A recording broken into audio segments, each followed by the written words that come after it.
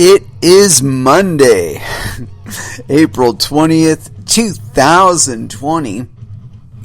It is 8 p.m. Pacific Standard Time, and so you know what time it is. It's time for a little bit of coin metal.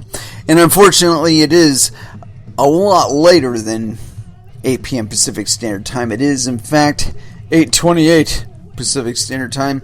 Unfortunately, I got out there on the water today, and it was just a little bit longer than I had wanted to stay out, but I was successful in catching a fish, so I don't feel too bad about it. Only in that I couldn't be here a little bit sooner. My apologies on that. But nonetheless, we will get forward, and we will get on with it. But yeah, no jiu-jitsu at all today, not even virtual jiu-jitsu. Hopefully that's going to end soon. There's been increasing talk of relaxing the lockdown and getting us all back to relative normalcy. But I kind of predicted something like this a long time ago, where I was listening to what was going on with regard to Trump and trade, with China specifically. And it seemed like things weren't going really all that well as far as the negotiations were concerned. And things kind of sputtered along for a little while there, but then all of a sudden they stopped. And the first place that really showed up, as far as I'm concerned anyway, has been finance. You know, is that people have to take out loans in order to buy things, in order to put those things on shelves, in order to sell them, make a profit, and then pay back the loan. Well, you know, you can only carry that along for so long, especially when you're not actually recovering enough to make yourself whole on your loan. You can only do that for so long before it catches up to you. And I really felt like that's what was going on, that, you know, there was all kinds of money, there just wasn't any product. And, you know, for whatever reason, the prices and the products weren't matching up, and that eventually we would notice this on the store shelves. And underlying it all, that's kind of where it was noticed first, was with regard to TP and a few other items. But anyway, I was talking about this like years ago, like probably like a year and a half ago, where I felt like Trump's position was this, that he had to put them in a position where trade with China, trade with China, was no longer feasible in terms of physical goods coming across the ocean, 8,000 miles. That whole model was going away. You know, simply because the energy required to get the items, as cheap as it is per unit, it still costs money, and it's still more than they were able to afford. You know, so that kind of catches up to you after a while. If you can't afford to fill the tanks, you can't afford to set sail, you can't get the shit across the ocean, so on and so forth. I mean, we'd already had a stagnation with regard to consumer spending. You know, I mean, people were getting kind of burnt out on the new iPhone every fucking year that had only just one or two minor iterative tweaks that, you know, made it necessary to where you needed to have it. I mean, basically the only people that really need to have it are people that need to have it to communicate to others that they have it. You know, whether or not they can actually afford it. It's a whole different story there. But anyway, you know, the thing that I'm going with here is that he understood that our current policy with regard to energy at the time that he started on his little jaunt here, he understood that the underlying energy issue was going to be untenable enough to catch up to us. And specifically with regard to shipping stuff across the ocean, as it had already caused some disruptions on that, in that the energy costs had gotten expensive enough that the cost offset of shipping stuff from China suddenly went away. And so, this is an issue that has been coming for quite some time now. That, the people in China, they've been dependent on our consumer spending for 30, 40 years now. And they're getting into their second and third generation of people that are wanting retirements and wanting the nice 2-car garage house and, the fucking 4 bedrooms and shit like that. I mean, they have those expectations because that's what their job could give them that a job couldn't give them before. Well, the thing that sustains that is us and our consumer spending. And, fortunately for them, their expectations for what a lifestyle was expanded, and they were able to uptake a lot of their domestic supply, lacking our demand.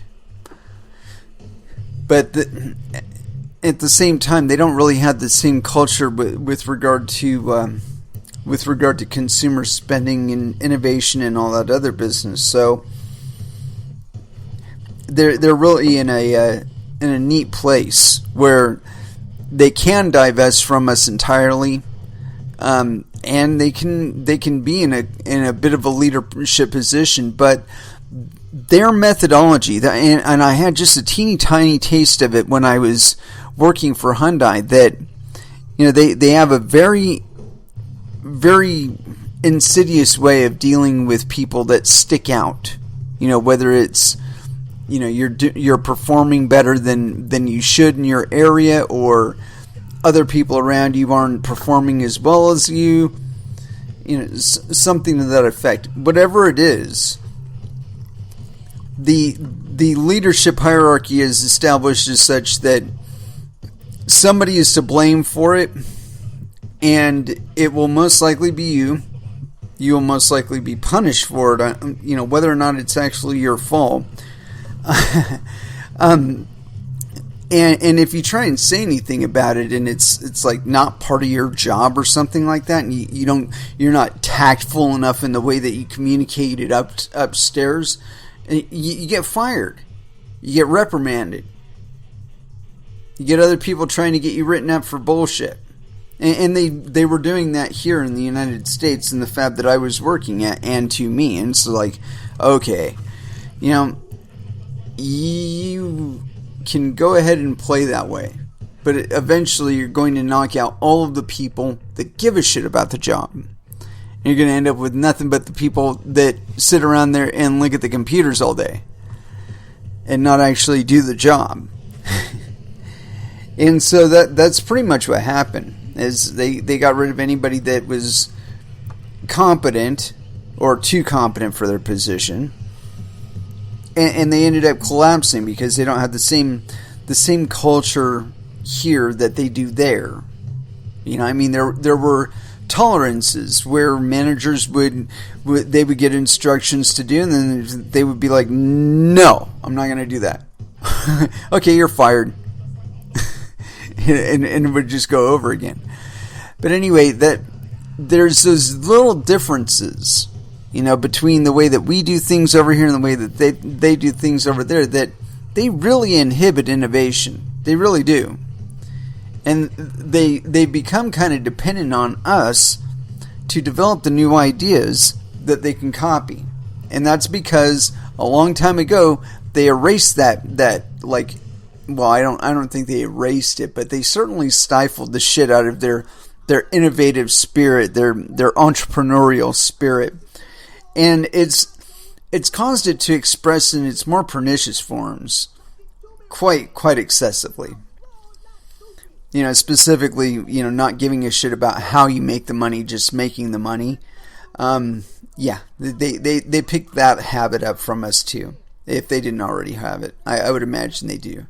Or did. I don't know. Anyway, point being is there's little addendums, there's little associations that go along with that kind of stuff.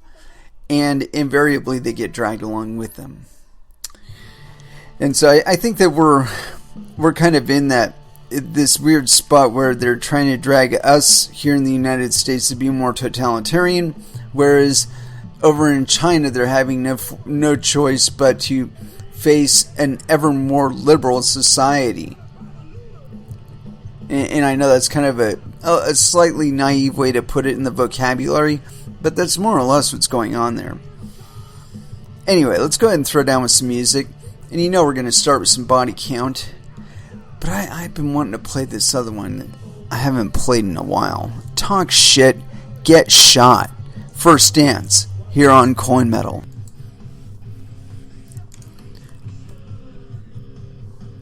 And that was Prong with Rude Awakening. Alright. So, as far as what we're going to get into today, I did a little bit of digging around and found this one, and it's quite interesting, although not entirely unexpected. At least not for me. I've regarded these DeFi projects with much chagrin and, a lot of aloofness. I don't have a whole lot of confidence in them. Mostly because they're trying to build on other people's work, and I think that if I want to do something like that with my Ethereum, that I can do that already without the need for an additional entity in there. And so, and it surprises me the most because they're like, most of them are trying to occupy that position of being the issuer and the controller of the currency, and they think they're going to get to reward themselves unduly, of course, and fuck everybody over. And no, there are plenty of frameworks that just prevent people from just like arbitrarily pulling some mean shit on other people. There are some frameworks out there for that. Although they don't seem to work very well, I must say.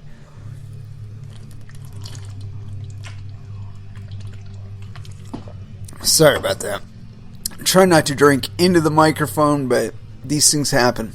Anyway, so this first article here, I got it's on Cointelegraph.com.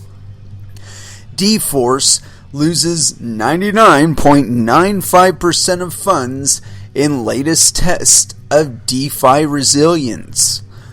Leading Chinese DeFi protocol has lost 99 blah blah blah. Okay, and let me see if I can find the author of this thing. Samuel Hague. So yes, penis. And when was this thing authored? This picture is really, really huge, and it kind of obscures when it was authored. Oh, approximately 1 hour ago. Let me refresh this thing. It's probably like 13 hours ago. April 19th, so yesterday. So yeah, now scroll all the way back down here. Chinese decentralized finance, or DeFi protocol D-Force, has been exploited in a $24.95 million hack that has resulted in its LendF.me lending platform going offline. According to DeFi data aggregator DeFi Pulse, which we're going to follow up on, the total value of funds locked in D-Force's protocol has fallen from almost $25 million to just $10,000 overnight. On-chain data indicates that these stolen funds have been moved into top DeFi protocols Compound and Aave. D-Force loses over 99.95% of locked funds in attack. Mendeo Yang, the CEO of D-Force, confirmed the attack on the project's Telegram channel, announcing that it was attacked at 8:45 a.m. on April 19th during block height 9,989,681, or 9.989.681. Anyway, continuing.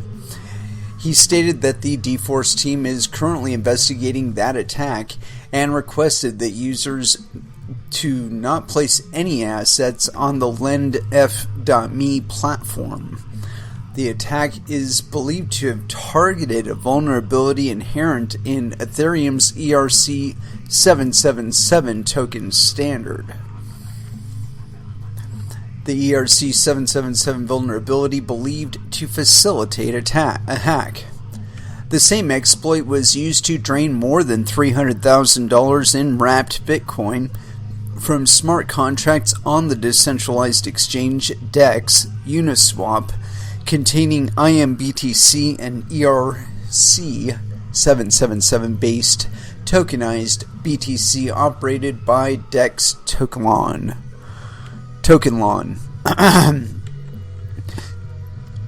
In response to the attack, Tokenlawn announced that no BTC held in custody had been impacted, adding that they had temporarily paused IMBTC transfers while considering its next move. dForce integrated support for IMBTC lending on lendf.me platform in January, leading to speculation that it may have also been used to exploit dForce. dForce attacked days after multi-coin capital investment announced. dForce's devastating attack comes less than a week after crypto venture firm Multicoin Capital announced it had led the DeFi protocol's $1.5 million seed round. Multicoin Capital principal Mabel Jiang told Cointelegraph that dForce was building DeFi's first super network of decentralized protocols, likening the project to Asian super apps WeChat and Alipay. Since launching in September of 2019, dForce's lendf.me had grown to comprise the 7th largest DeFi protocol by locked assets prior to the attack. Yeah, the incentives hit high enough, i.e. $25 million, and somebody snatched it. Why is this so hard for anybody to understand? I don't get it. I don't get it. Let me see if there's some links on this thing, because I want to follow this up. Let's see, because that doesn't seem to be on the right. DeFi Pulse. Let's see here. That's not it. Let me see if I can find anything more on this bad boy. No, not that. DeFi aggregator, blah blah blah. Same exploit, BTC announced. dForce integrated.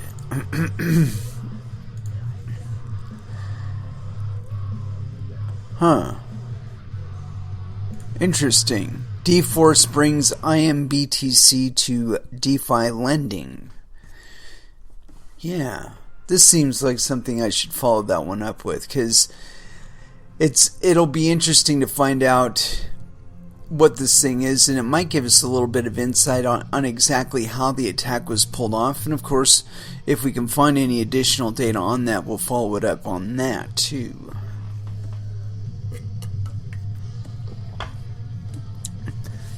And this one's on medium.com, and I'm supposing it's by Tokenlawn Dex.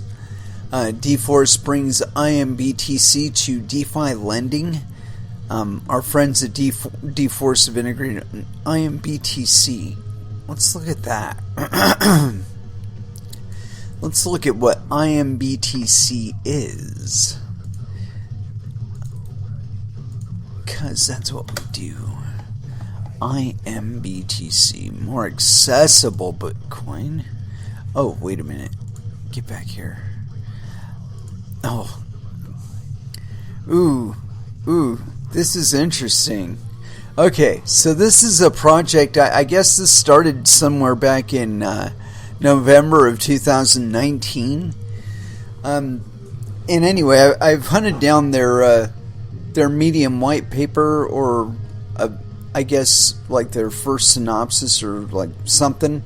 Anyway, check it out. This is on medium.com. IMBTC, a new kind of Bitcoin. And this is by IM Token, and it was authored November 14th, 2019. Yeah.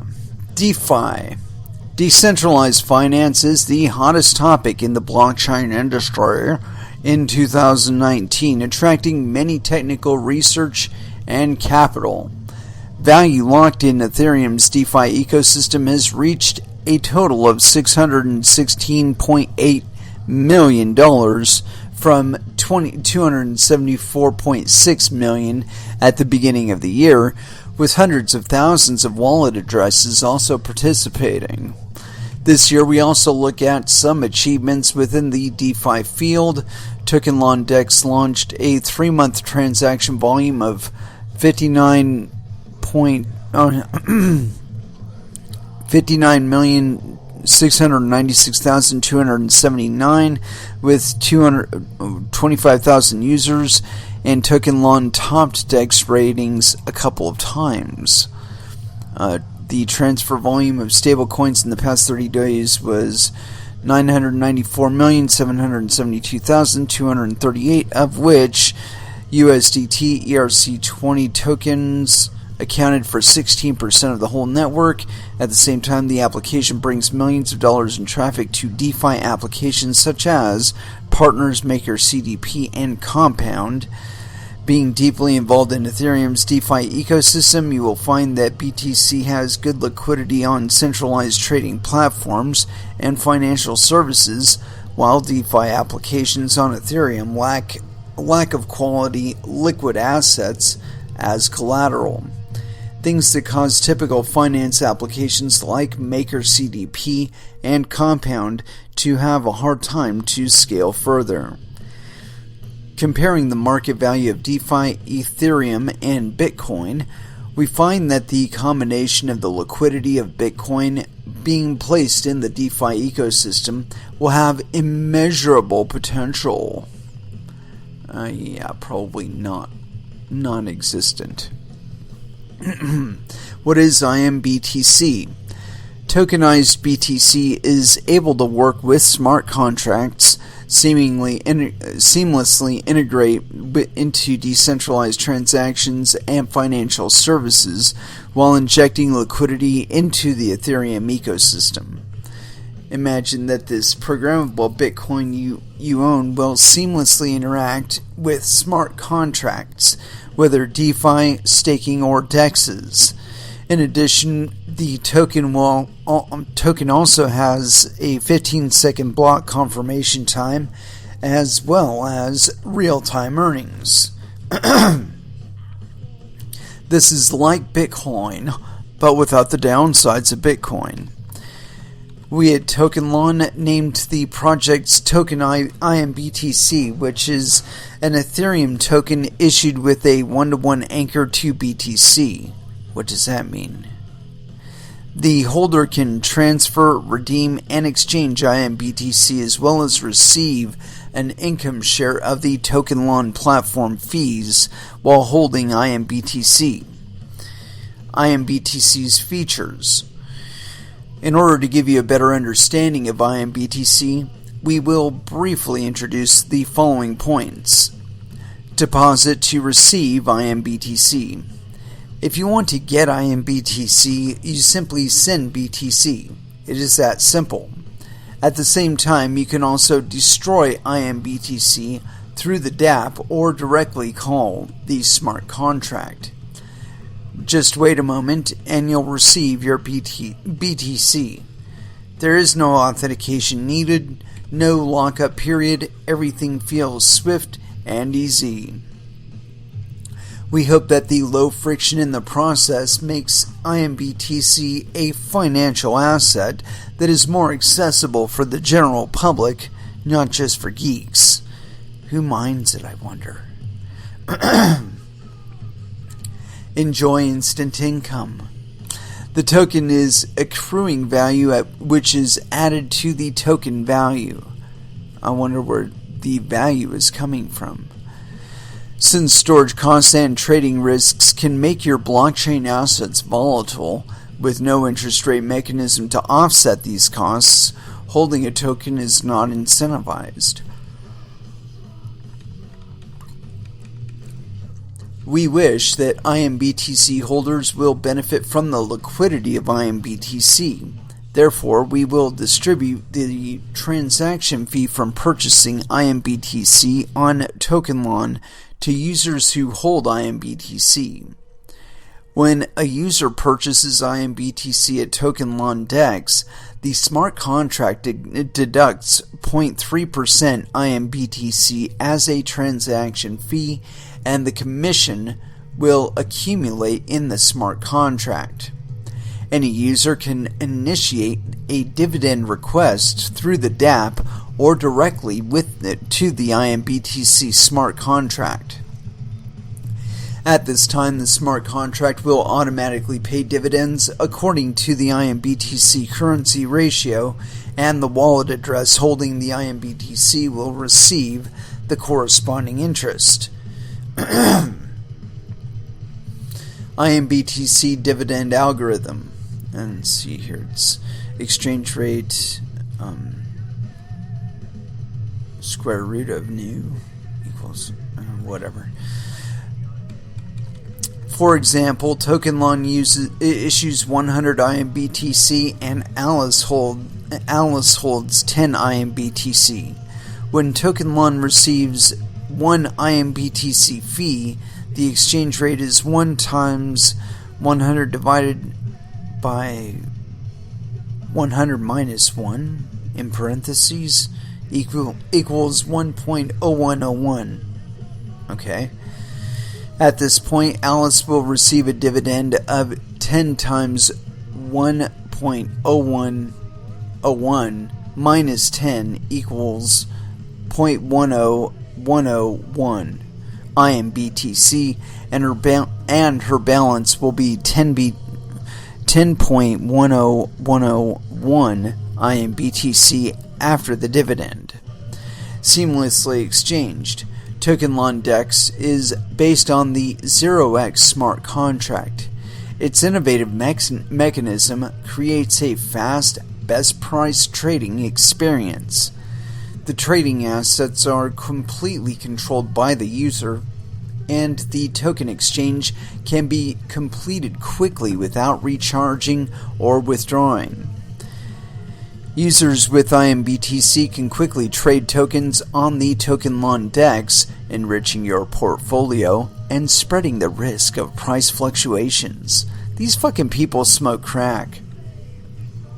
Trusted and transparent. The hosted address of the IMBTC will be publicly released. Through the proof of reserve on the chain, all IMBTC issuance and destruction can be clearly tracked, and the BTC reserve is guaranteed to be 1-to-1. Anyone can openly audit, fully transparent. However, we admit that the current IMBTC is still not perfect, as is the case with most blockchain financial products. Due to the limitations of blockchain technology, it is impossible to achieve both the ideal decentralization and ease of use. Therefore, we choose to adhere to the principle of security and transparency and temporarily use centralized hosting to make IMBTC easy to use so as to better popularize usage. At the same time, TokenLawn is also planning on how to transform centralized hosting into a DAO, decentralized autonomous organization hosting solution that remains decentralized yet easy to use. These fucking people smoke crack. We believe that with the development of blockchain technology, we can work hard to make decentralization a reality. Future outlook. IMBTC as a token project is currently online on IM Token 2.0. open IM token to experience transfer, redemption, etc. They put redemption in there twice while holding IMBTC while enjoying instant benefits. The birth of IMBTC is not out of thin air, but based on the past experience and precipitation of the blockchain community. We sincerely thank WBTC, TBTC, EOS, Rex, Uniswap, Aragon, Polkadot, and other projects for their continuous inspiration. We look forward to IMBTC coming from the community and giving back to the community, providing better financial application services for each user, and injecting new vitality into the ecology of Ethereum. In other words, give me your money! Oh, and nobody responded to this thing either. That's amazing. So this is the way that $25 million was just fucking ganked? Are you fucking kidding me? You know what? If you gave your money to this thing, you deserved to lose it. And there is not a regulatory entity on planet Earth or anywhere else in the known galaxy that would be able to protect you from the level of stupidity that'd be required for you to willingly participate in something like this. I mean, this is not just, somebody who doesn't know English or something like that. This is, you obviously didn't read this. You didn't read the material concerning this Meow project before you threw money at it. And so, again, there isn't a regulatory entity on Earth that's going to protect you from this level of stupidity. You obviously, if you gave these people money, you don't know why you're here, you don't know what you're doing, and you really need to go back and read the white paper. If you take the word DeFi seriously, you need to go back and read the white paper, because you're doing a lot of trust by default. It's like, I'll give you an example. This thing, the IMBTC dividend algorithm. Okay, where is this fucking dividend coming from? If it's just a nick off of somebody else's transactions, that's a transaction fee. Okay? But I would wager that at one point or another, these guys didn't have the Bitcoin to cover on one side, and so the hack is just to give it a nice little cover, that they probably already blew the money, or they never actually had it. And they've been operating on fractional reserves. They had maybe $100 worth of Bitcoin behind this thing, if that, that they'd tied up in some sort of ERC20 token, or no, ERC777 token, and this is just fucking silliness. Like I said, if you're giving these people money, or if you're giving projects that sound anything like this your money, you're going to lose it. And that's all there is to it. They give you a lot of trust things. And just, I'm going to give you some examples, because you're going to see way more of this shit. Your Twitter feed is going to get blown up with, DeFi this, and this is better than Bitcoin. This is a better version of Bitcoin. This is Bitcoin for a new world, or some shit like that. And it'll all be bullshit. Okay, and so the first thing that you got to watch out for is associations to things that are already of authority or of known quality as far as authority is concerned. So when you hear people say the words blockchain, Bitcoin, Ethereum in association with their project, say it's like this, where it's only loosely associated with Ethereum, and that the transaction to initiate this contract or whatever happens on the Ethereum network, and you can monitor some of the transaction activity where it actually contacts with the Ethereum blockchain. But that's it. And there's no oracles and stuff that can see up your pants to the extent that would be required to be monitoring every single one of these little tokens. And to a large extent, these entities, they're taking it upon themselves, the responsibility to be the entity that does monitor shit, that is doing the KYC due diligence. And if you're not doing those things, not only are they going to nail you for being an unlicensed like exchange or some shit like that, if they can catch up with you, it's one of the advantages of doing things in a quote-unquote decentralized nature, i.e. you just like contribute code to a mutual depository or repository that people can download it from, as opposed to trying to exist as some sort of like corporate entity or whatnot, like, say like a Ripple, where they're a corporate entity that makes most of their money by selling tokens to the exchanges.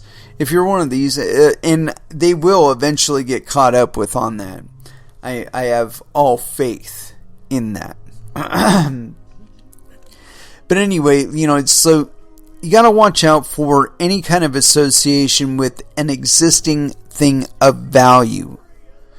So when people are talking about like a commodity-based coin, like an oil-based coin or a gold-based coin or a diamond-based coin or a sex coin or whatever, the thing is that you cannot intrinsically connect a real-world item or service to a coin on a cryptocurrency network. That is, you can only represent it, and of that, you can only represent the transaction where it was actually transacted.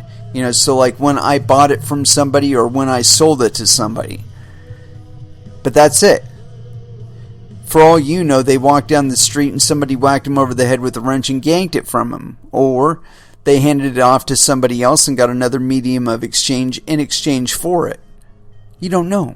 I don't know. Nobody knows.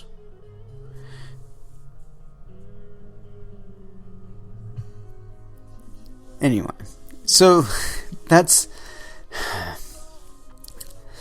the biggest issue that I have with any of these tokens is that they are making a lot of assumptions with regard to value, and they're trying to build things like retail based networks. So like you go into their little retail network and you're transacting these tokens instead of Ethereum or Bitcoin within their little marketplace, and that they're going to cash it all out and you're going to get your stuff.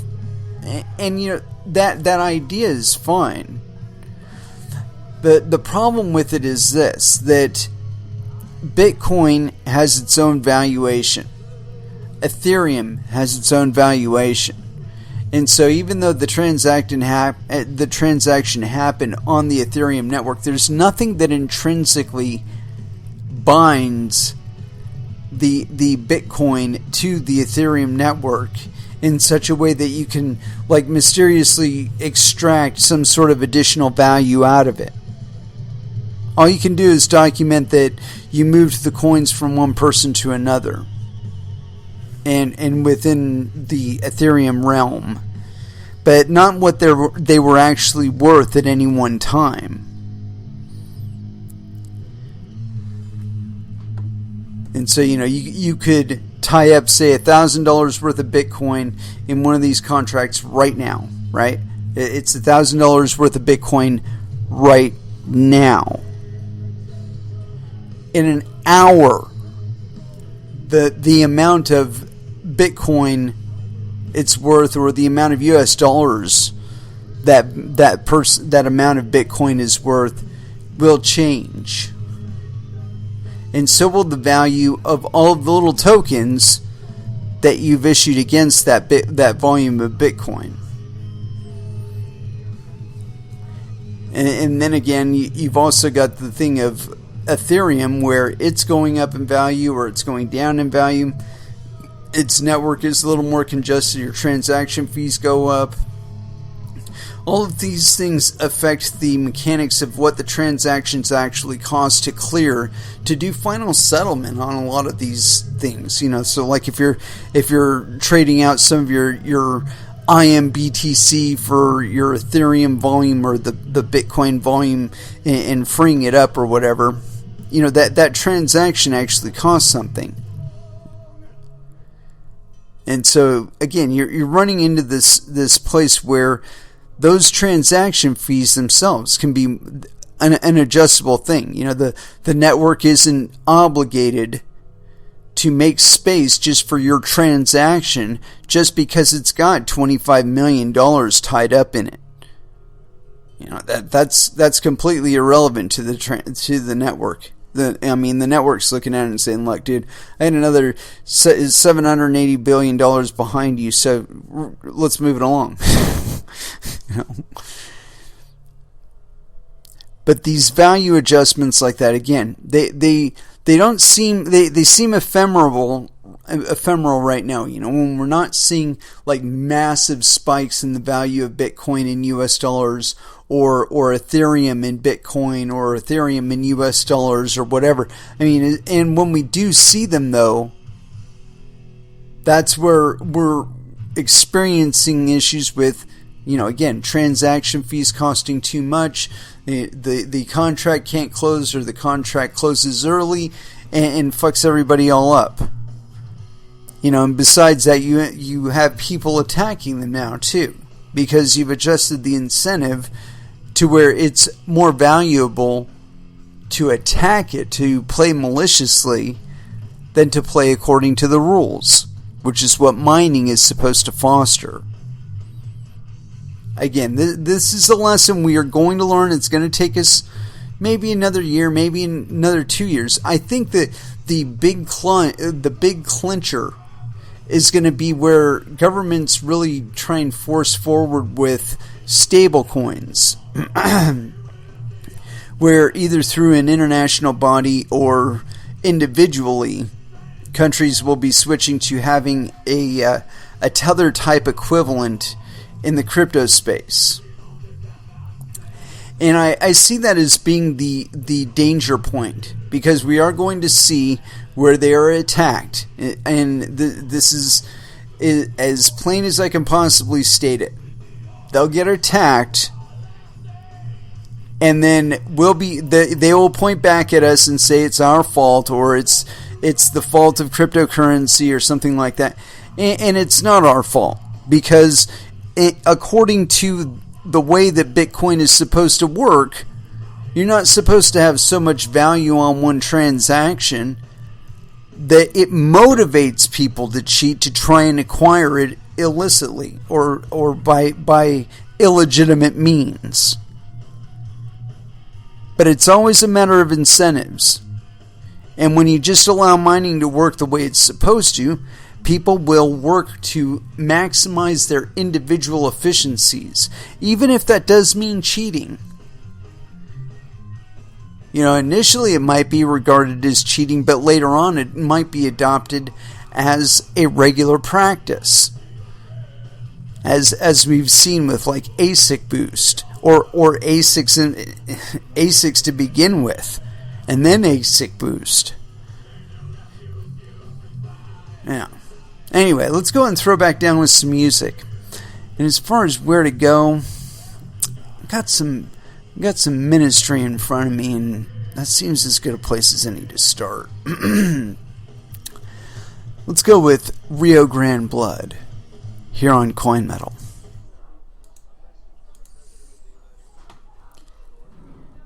And that was Tool with Vicarious.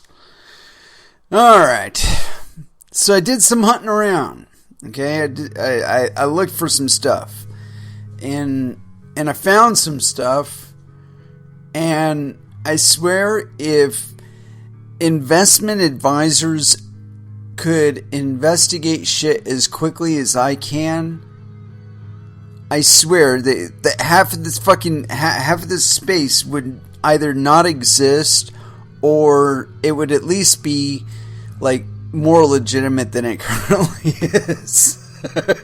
I mean, because literally, I there are projects that launched back in like 2012 to, not that early, like 2014, 2015, 2016, really, really early, especially like 2014, 2015, that were more legitimate on their face in both their intent, their objectives, and the thing that they thought they could achieve, the actual ability to achieve it was achievable.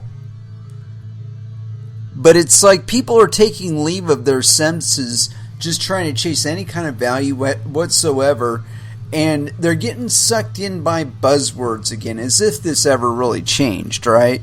The buzzwords themselves change, but you notice there's this one fucking buzzword, and for one reason, it does. For some reason or another, I don't know why. I have suspicions why, but for some reason, this word blockchain, it won't fucking go away, and it keeps catching people unawares because they have no fucking idea what they're investing in. They have no idea what the quote-unquote underlying technology is that they're so excited about that they got to throw millions of dollars at it.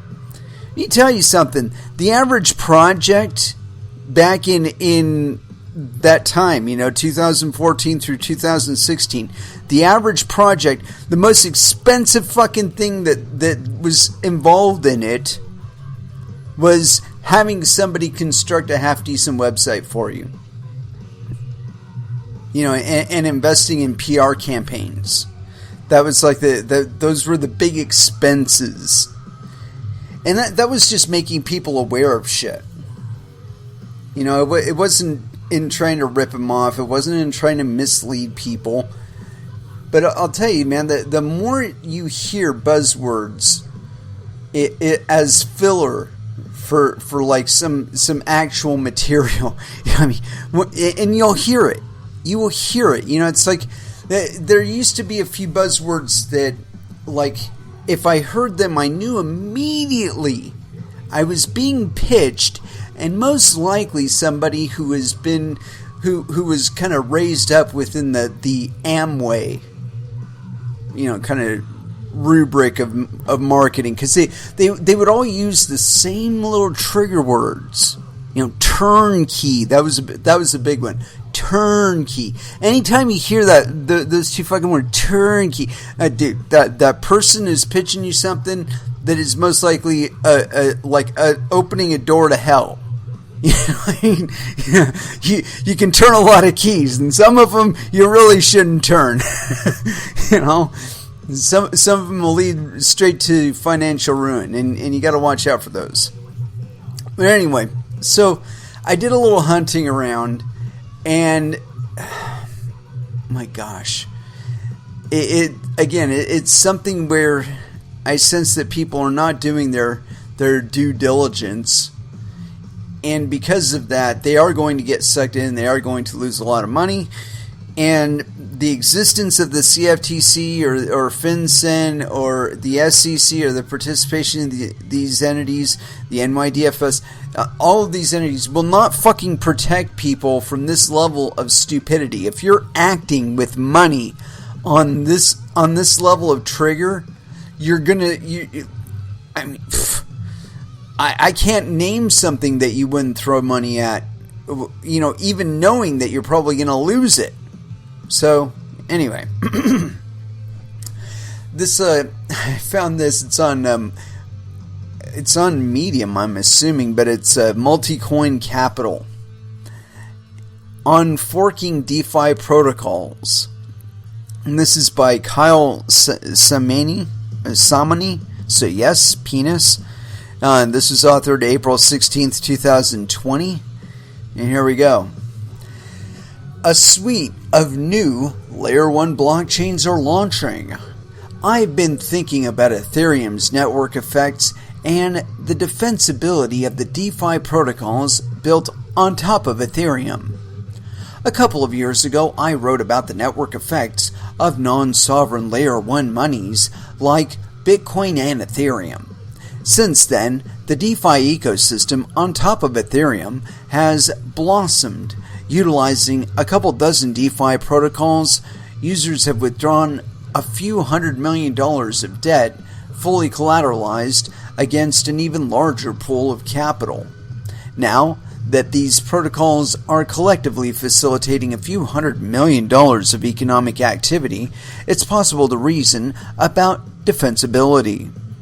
One way to do this is to quantify and compare network effects. However, it is very difficult to quantify network effects with precision, since the underlying dynamics of each protocol are unique, making it challenging to compare on an apples-to-apples basis. In this essay, I'll consider number 1, the effect and capital required to fork each of the major DeFi protocols. Then I'll rank the relative strengths of these network effects and conclude with a discussion of Ethereum's ecosystem level defensibility. This essay assumes working knowledge of each protocol. Synthetic stablecoin, Maker. About a year ago, I wrote about how Layer 2 assets such as Maker, the equity of MakerDAO ecosystem, can capture value with permissionless open settings. In that essay, I specifically identified the presence of the unforkable state as the key to value capture. In the context of Maker, the obvious unforkable state is the collateral, primarily Ethereum, backing the DAI loans. However, it is now clear that this framing is incomplete. To understand why, let's assume that the only source of the network effect for Maker is the collateral. A wealthy third party could fork all of Maker's contracts, create an alt-Maker ecosystem, and deposit tens of millions of dollars of collateral to bootstrap liquidity. But what then? The alt-Maker system is useless if no one wants to buy or interact with alt-DAI. Maker's most potent source of defensibility is not MKR or the collateral backing the DAI loans, but the liquidity and usability of DAI. DAI must be liquid in order for Maker to be usable. If someone withdraws DAI debt against Ethereum collateral, the DAI is useless if there's no liquidity, but usability is a superset of liquidity. Oops, hold on a moment. Drop my volume. There we go. A little better. But usability is a superset of liquidity. DAI's usability is a clear acceptance by merchants, its use in other protocols like Augur, and its use as collateral in lending protocols like Compound and LendF.me. DAI is plugged into all kinds of third-party apps, services, and infrastructure, and that makes it more useful and usable. Not necessarily. The combination of DAI's liquidity and usability is a powerful moat. A well-capitalized alt-maker team could offer a higher DAI savings rate, DSR, and pay third parties to integrate alt-DAI, but it's unclear if this would gain meaningful traction. Fiat collateralized stablecoins. And we want to note right here, or I want to anyway, that I've never believed that Tether actually has the US dollars or even the IOUs, the collateralized equivalents, cash equivalents that they can't claim to have, supporting $7 billion worth of liquidity floating around out there. I just don't. Continuing on. Fiat collateralized stablecoins, USDT. While Tether is not a pure DeFi protocol with an outstanding market cap of over $5 billion, I included it because it's such an integral part of the crypto ecosystem. No, it isn't. We could shit can it tomorrow. Everything would be fine. The source of the defensibility for USDT is clear. It's the most liquid asset in the crypto ecosystem alongside BTC. It is available on all major non-US exchanges, serves as collateral for many derivatives exchanges, and is used to settle a huge percentage of OTC trades.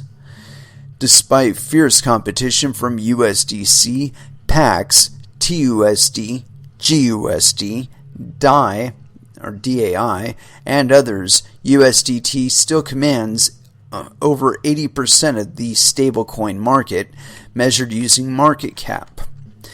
This is the ultimate testament to the defensibility of USDT. No, it isn't. It's the ultimate testament to how vulnerable the entire crypto ecosystem has been made because it's balancing on a fucking illiquid asset. Continuing on.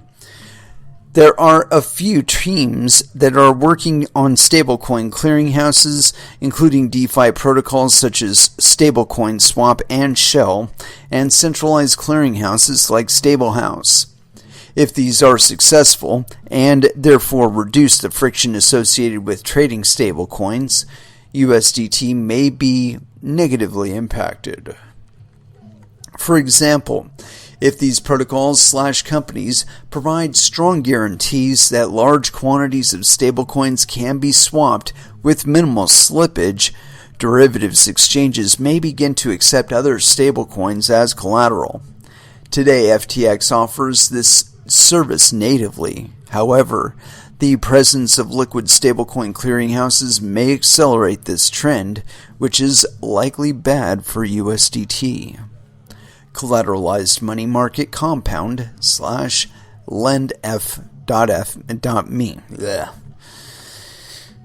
The unforkable state in compound is the collateral. Therefore, the defensibility of compound can be understood as follows. As the value of collateral pool increases, borrowers can borrow more capital, which draws more lenders, etc. What if it doesn't? That's like a Ponzi scheme, it sounds like. How difficult is it for someone to fork compound and bootstrap liquidity in alt compound? There are a few ways to do this.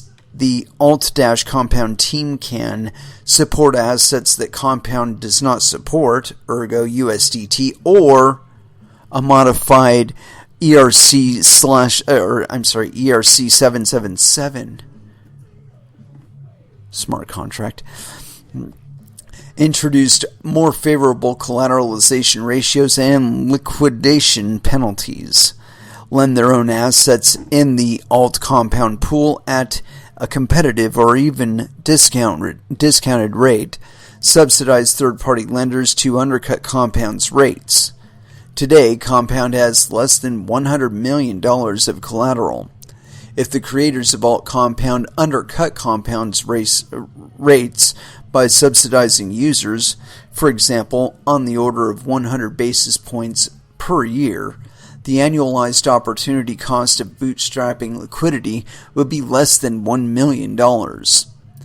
This level of scale is venture fundable. Sounds like it was, right? However, in addition to Compound's internal liquidity in the form of lending and borrowing rates, Compound is also subject to a couple of unique forms of external liquidity that may provide additional defensibility. First, there are third-party aggregators such as Instadap, Zerion, Ray, Idle Finance, Aave, etc. These systems route deposits to Compound, which in turn lowers borrowing rates, which then attracts more borrowers. While organic capital flow is certainly good, it's not clear that it matters on the margin, since an alt compound team can subsidize rates to bootstrap liquidity. Interestingly, the presence of aggregators can actually backfire, because the aggregators are incentivized to send user assets to the highest yielding lending pools. Assuming similarly trusted contracts, governance, and Oracle mechanics, aggregators will not be loyal to Compound at the expense of their users, and so an alt alt compound can easily win over aggregators with subsidies. Moreover, a sufficiently large aggregator can siphon liquidity away from compound into its own pool or alt compound fork. While this hasn't happened yet, I expect it will in the coming weeks. It says coming years, but yeah, this is like literally weeks ago that he wrote this. Overall, it's unclear if third-party aggregators will act as substantial source of defensibility. Apparently they're not. Second, let's consider C tokens. C tokens are somewhat analogs to DAI if third-party apps integrate C tokens, for example, for use as collateral. That makes C tokens more usable outside of the core compound protocol. That makes it difficult for lenders, C token holders, to move from compound to alt compound. And again, they're describing a theoretical here, based on an existing one compound. Anyway, continuing on. While the maker/DAI compound/C token analogy is good, it's not perfect. The only reason to create DAI is to sell it for something else, ergo more Ethereum. Therefore, alt maker is useless unless there is a market for alt DAI. However, this is not true for compound. Compound is still useful, even if third-party apps do not utilize C tokens. Empirically, this is playing out as one should expect. The China-based DForce community forked the compound codebase and launched a collateralized money market protocol called LendF.me, and they've already bootstrapped $20 million of collateral into the system in just a few months. They've accomplished this by, number one, offering products that Compound does not support, notably USDT, IMBTC, and HBTC, localizing the service with third-party integrations for Chinese users. That was number 2 on there. It does not appear that the DForce community had to subsidize rates on the LendF.me product to accomplish this. No, it was incentivized by the fact it was set up specifically to steal people's money. There you go. Maker is more defensible than Compound. With a subsidy budget, anyone can fork Compound and bootstrap liquidity internal to the lending/borrowing market. But successfully forking Maker requires more than a subsidy budget. It requires liquidity and usability of DAI external to the protocol. Generalized Synthetic Asset Protocol Synthetics. Synthetics is a specific type of exchange focused on trading synthetic assets. The defensibility of exchange is generally understood to be a function of liquidity. However, synthetics is not a traditional exchange because it does not offer a central limit order book, CLOB, like virtually all major exchanges across traditional markets and crypto markets, ergo NYSE, CME, Coinbase, and Binance. One of the defining features of synthetics is that takers do not incur any slippage when trading synths against the collateral pool. However, liquidity is limited based on the amount of collateral in the system. This means that liquidity, and therefore defensibility, is primarily a function of available collateral. Okay. Interestingly, the growth of the synthetics exchange is actually happened by the need for takers to onboard the synthetics ecosystem by trading real assets, non-synths such as Ethereum, for synths such as Ethereum. Today, most users onboard into the synthetics ecosystem via Uniswap, and the largest liquidity pool on Uniswap is Ethereum to Ethereum. While the need for a liquidity bridge is a constraint to growth, it is also conversely a moat. If someone forks the synthetic system to create alt-synthetics, he or she will need to bootstrap an analogous liquidity bridge. How do network effects of synthetics compare to maker and compound? First, let's consider the collateral in the protocol. Like in the cases of alt-maker and alt-compound, anyone who forks synthetics can capitalize on the collateral pool themselves or subsidize others for doing so. Therefore, the collateral base is unlikely to provide defensibility.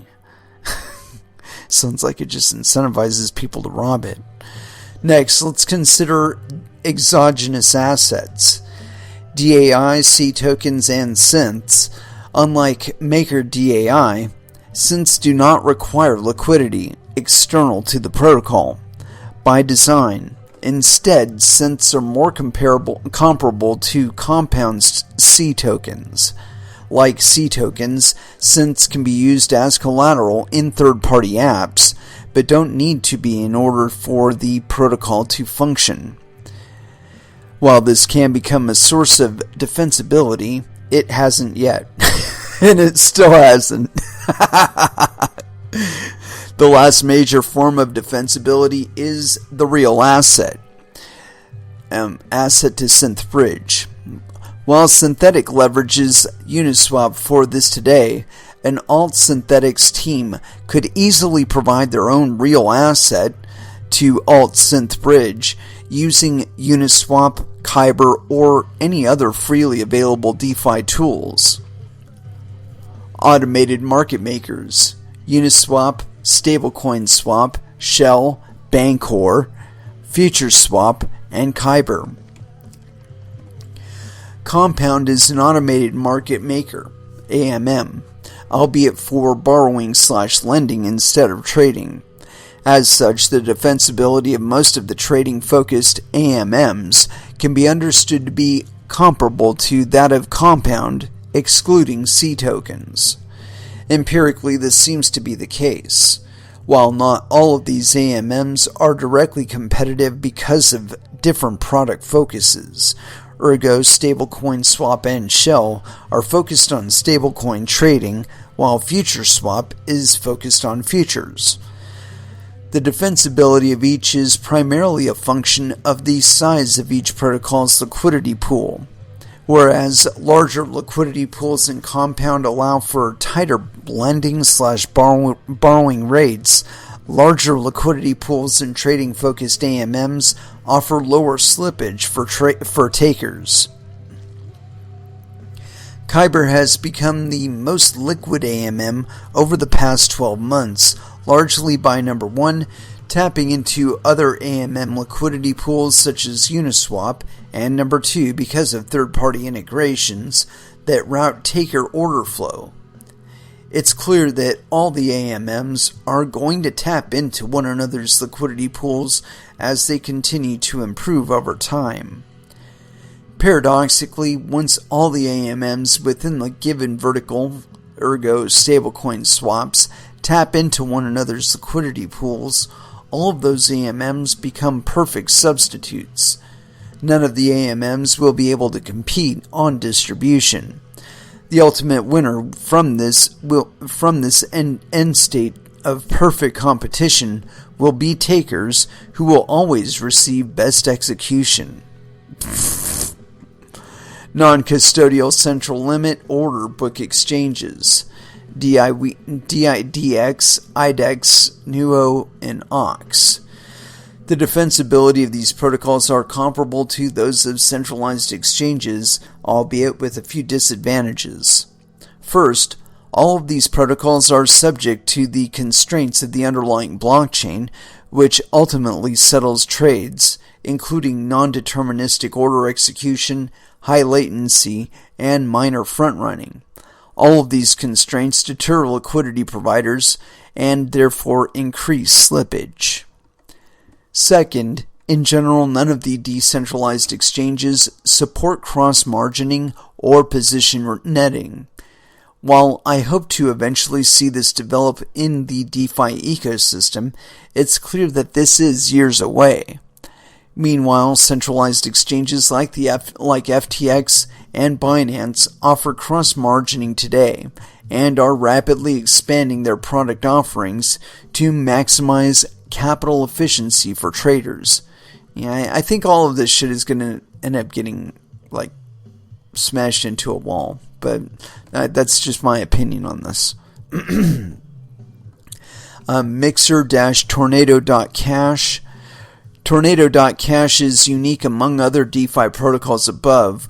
While the others are focused on borrowing/lending and trading, Tornado is focused on mixing funds to maximize user privacy.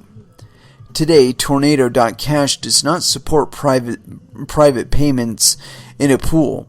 Rather, it can just be used to anonymize funds. The source of defensibility in Tornado is the size of the anonymity pool.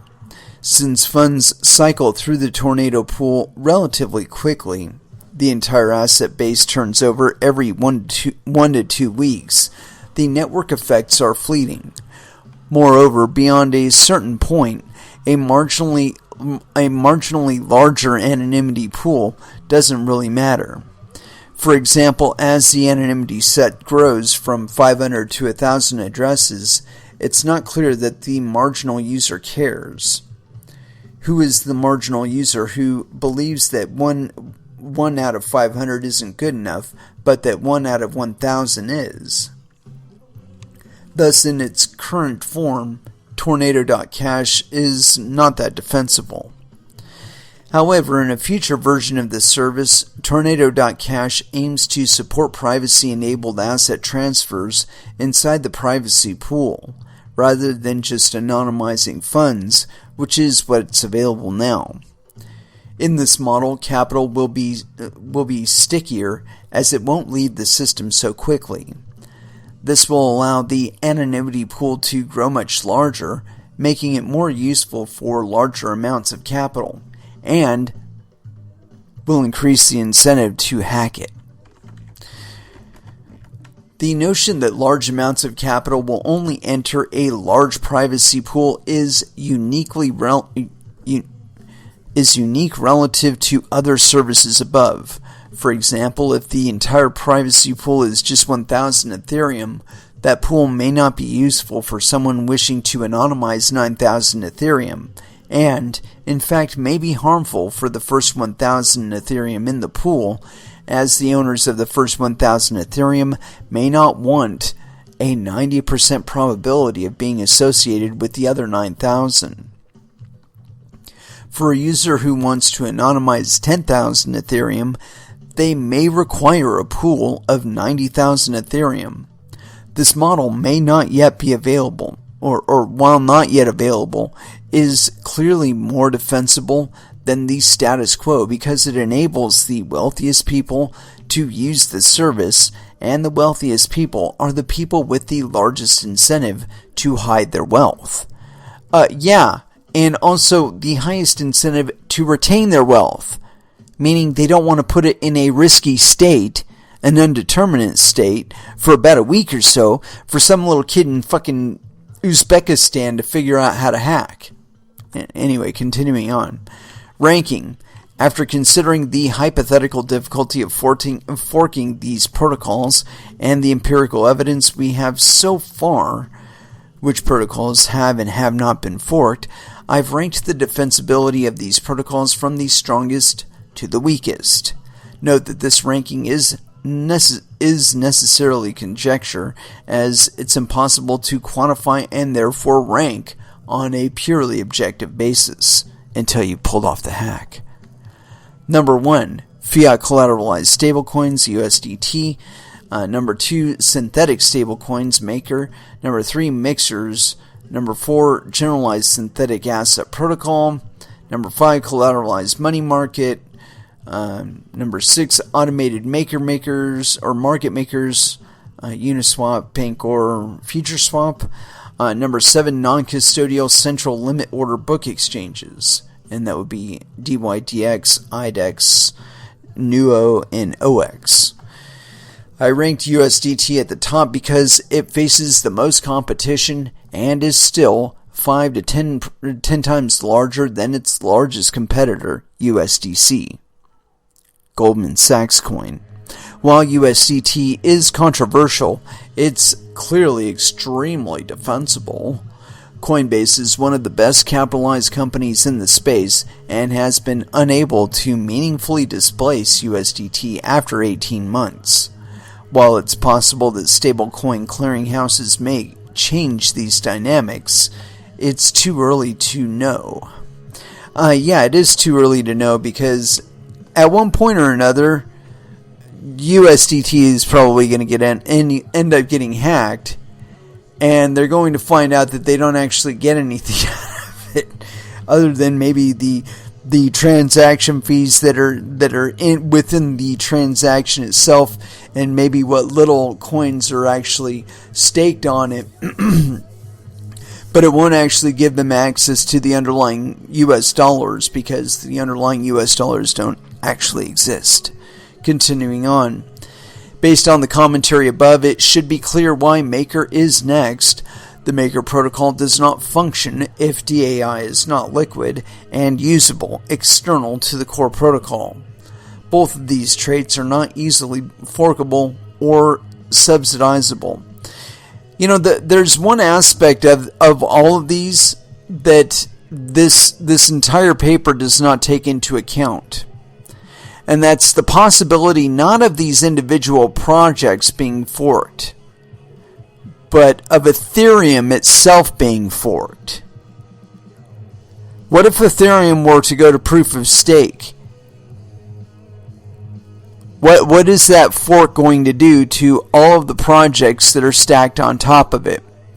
I think at last estimate, all but like 39 of them are basically gonna hit the wall and splat when it forks. And I don't recall where they got that estimate, but like it was something based on the intrinsic traits of the contracts themselves, that because they were set up a specific way that like they estimated 39 projects would maybe make the grade, maybe. And that such a transition to POS would, like I said, it would just run the rest of them right into a big ass liquidity wall. Or it would put their networks to a halt. And that is, of course, if they're directly associated with Ethereum on that level. And, I think we can fit in one more paragraph on this one. I ranked Tornado third above the lending and trading protocols because wealthy users who will provide the vast majority of capital in these protocols require the presence of other wealthy users, and because wealth is not distributed evenly, relatively few wealthy users, I expect that the market may only support 1 to 2 privacy marketplaces rather than the 10 plus that are available in trading and lending. While I noted above that synthetics and compound are similar, I ranked synthetics above compound because of the real asset to synth bridge. One of the common traits of the protocols in the bottom half of the list is heightened competition. This is clear empirically. Entrepreneurs and venture investors are betting that these markets are not that defensible. Furthermore, as discussed above, competitors can bootstrap liquidity in most of these markets fairly easily by subsidizing liquidity. Yeah, and we're going to hang it up right there. But yeah, you can hear in the reasoning that this guy lays out to begin with that he's not entirely based on planet Earth. And that in no time in this whole discussion of forking DeFi protocols is he really referring back to what provides all of this. And that's people like you. See, people like you mine the transactions into the blocks, and that's the basis where they lock up all these funds. Well, you know as well as I know that you're doing it out of self-interest. And if it becomes more valuable to you to try to abuse their transaction in some way, shape, or form that advantages you above others, then you're going to fucking do it. I mean, really, it's not a crime. It's not, it's some criminal activity. It's the incentive is provided, and so you fucking do it. That's all there is to it. These are incentive-based networks, and if the incentive is provided and it's leveraged too far to one side, people are going to fucking abuse it. They're going to exploit it because they want that fucking incentive. That's what mining is for. That's why we have global decentralized networks of miners supporting things like Bitcoin and Ethereum. But these guys are trying to get around that. And it's because they can't break that trust layer. It's not really a trust layer. It's you're either going to do the fucking work the right way, or chances are we're going to outpace you, we're going to beat you to the block reward, and you're not going to get it. Or you might not get it more than just a cut of it. And a lot of people can't handle that kind of competition. They look at that kind of competition and they get all pissed off about it and whatever. And the fact of the matter is that if your interest and your business acumen is such that you can be trusted with other people's money, make a goddamn cryptocurrency of your own and launch it. Quit looking at Ethereum with some sense of envy. Because I'll tell you what, Vitalik did not get to where he is by looking at Satoshi Nakamoto and being angry at him or jealous at him. He said, you know what, I think I can do better. If you think you can do better, then do it. Don't fuck around with trying to get people's money roped in. I mean, there's a number of legitimate ways to go out there, bust your ass, produce something, and still fail and not be considered a fucking criminal. And that's by actually trying to achieve something legitimate. And if you do fail, you fucking fail. Big whoop-de-doo. There's thousands of projects out there that have failed. But when you design your project from the get-go to fail, and it does fail, we're just going to point at you and say that person's either a fraudster or naive. Let's figure it out and get some restitution going. And because all of this shit is happening at one point or another on-chain, we will figure it out. And if it wasn't happening on-chain, then nothing happened, in which case we could probably classify all of the activity under fraud. Just blatant, outright fraud. Take that one to the bank. Anyway, let's go ahead and wrap this one up. Thank you very much for listening. I certainly do appreciate the support. My apologies for starting so late, but, it took a little bit of more time getting off of the water than I really wanted to, but hey, these things happen, And as far as our last dance is concerned, you know me, I haven't picked it out, but I did want to say, let's see here, let's figure it out first. That one, no, it's too long. Shish kebab. I know, we got to go to 9 Inch Nails for this one. You know I'm going to do it.